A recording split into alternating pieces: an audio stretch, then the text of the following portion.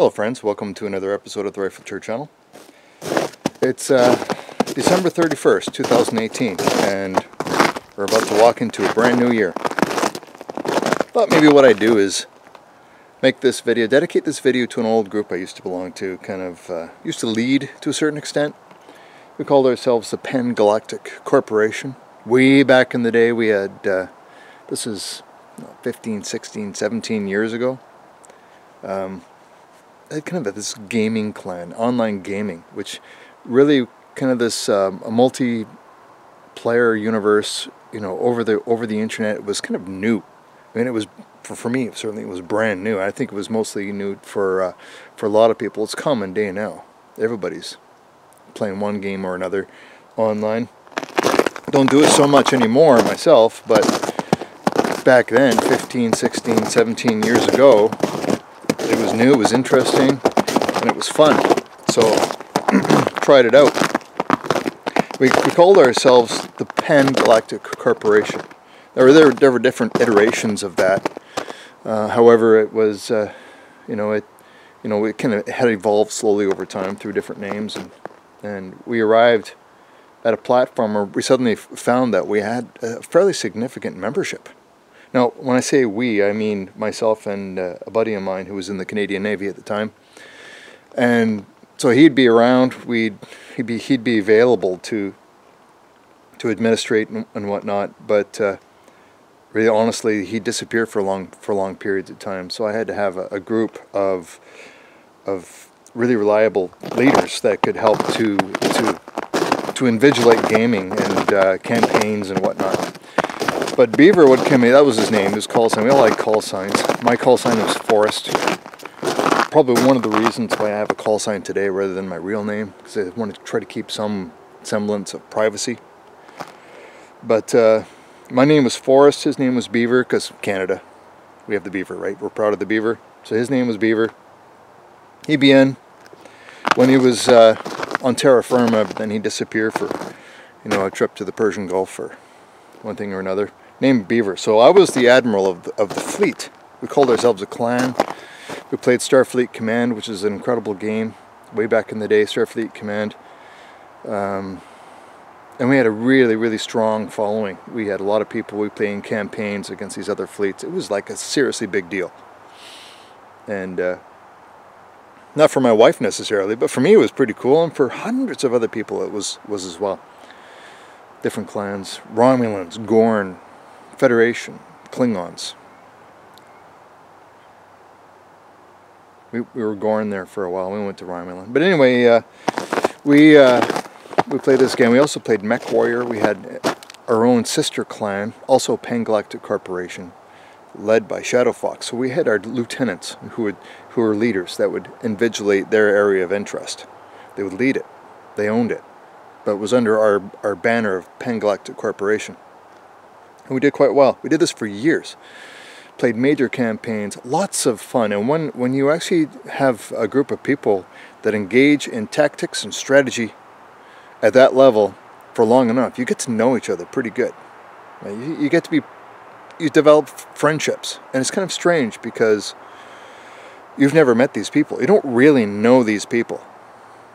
But you engage in them, you engage in different kind of strategic and tactical activities that are a lot of fun. I can't remember if it was me or if it was Beaver, but we agreed to drive all the way down to Iowa, United States, and meet up with one another and have a powwow. Sit around campfires and drink beer and have fun. And so we did. We actually got all of these people together. And we drove all the way from northwest British Columbia all the way down to Iowa, USA. It was quite an expedition. It was quite a trip.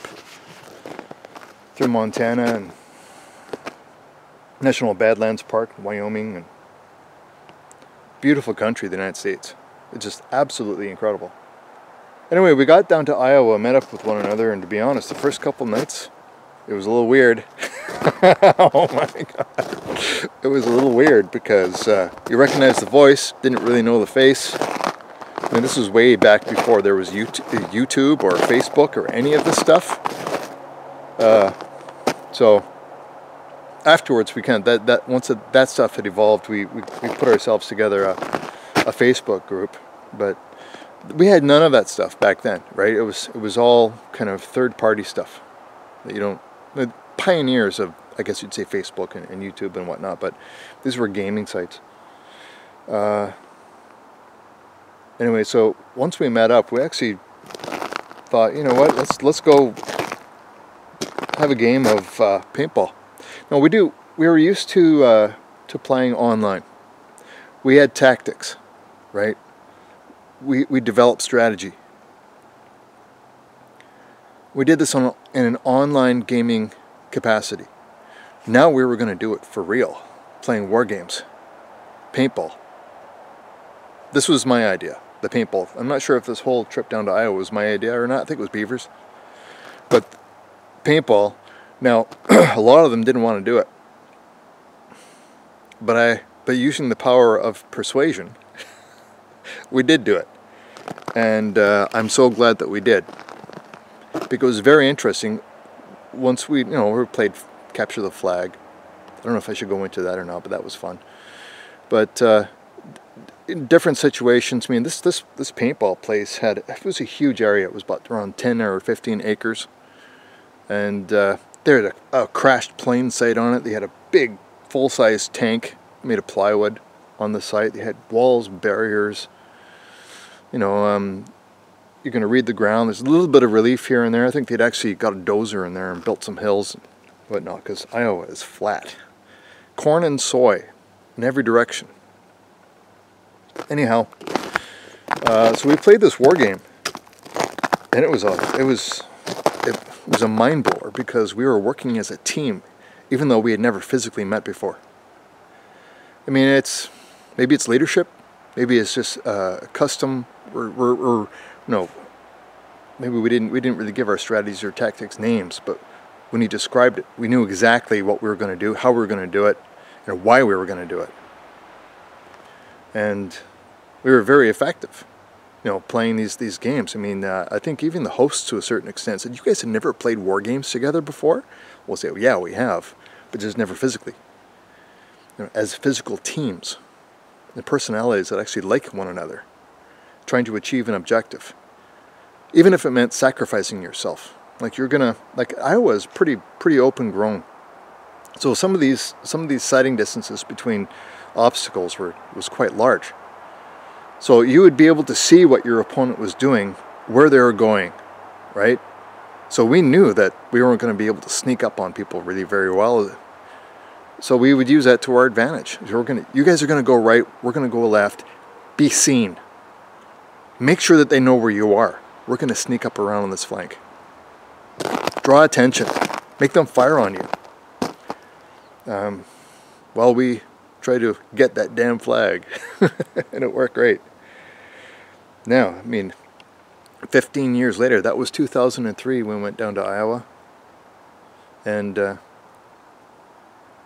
I'm not quite sure what's going on right now for online gaming and whatnot. Been watching what the kids are into. It's nowhere near kind of the same thing as to what kids are doing today as what we were doing back then. It was about tactics, about strategy. It was about campaigns.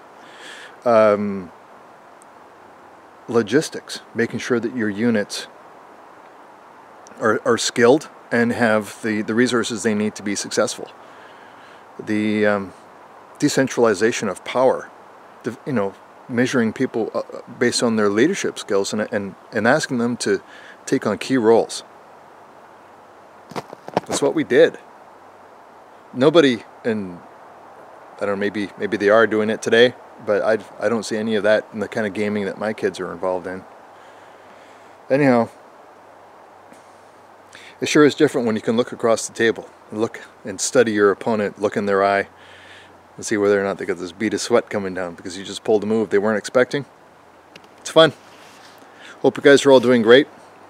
Cheers, and as always, Maple Leaf. Oh, up, but tomorrow it's New Year's 2019, and I'd like to wish all of you a Happy New Year. Hopefully 2019 is going to be a good year. I think there's going to be some trials and tribulations in 2019 as we move into an election in October here in Canada. But in October 2019, things could make a huge giant change for the better. So that I'm looking forward to. Hope you're all doing great. Cheers, and as always, Maple Leaf up. Happy New Year.